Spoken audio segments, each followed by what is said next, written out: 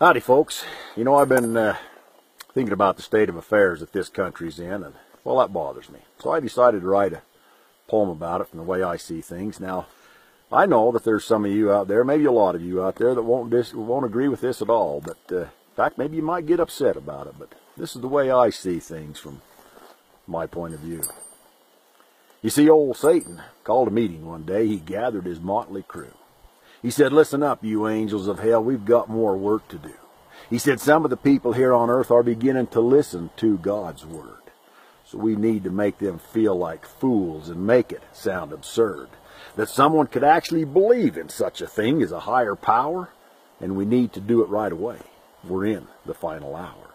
So let's cloud their minds with thoughts of doubt, and then we must persist to the convincing of the human mind that neither God nor I exist.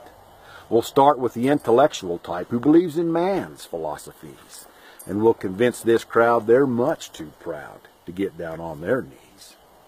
Then we'll introduce political correctness, a way to stifle all free speech.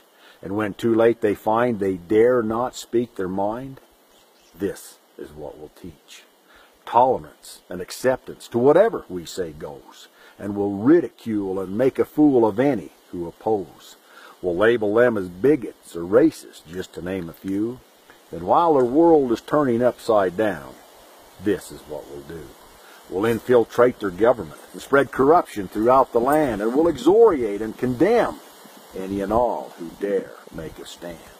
Then when through the guise of equality we've silenced the conservative tongue, we'll focus on their schools and we'll indoctrinate their young.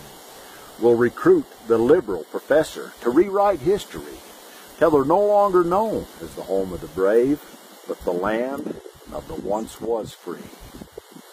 Then we'll take control of the media, and we'll decide what's news, and we'll twist and distort and only report on that which represents our views. We'll take what's right and make it wrong, and what's wrong will now be right, till they're no longer able to distinguish between our darkness and his light. The change will be so subtle, like the proverbial frogs in a tepid pot. We'll increase the heat till there is no retreat. In our cauldron they shall be caught. Then he said, "Now listen up, because here's our biggest challenge of all.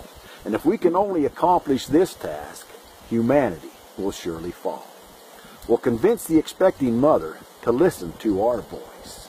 We'll make her believe if she conceives that now she has a choice. We'll make her believe her body's her own, that she can do with as she will. And in the name of choice, her unborn baby she can kill. For God created mothers with all the tender mercies heaven has ever known. So we can't help but win in this fight that we're in if we can turn her heart to stone." So there, my friends, you have it. I've just revealed old Satan's plan. He's waging war, and that's what's in store for all the sons of man. So now you have a choice. Do you sit back and let him carry it through? Or do we stand and fight for what is right? Well, I guess that's up to you.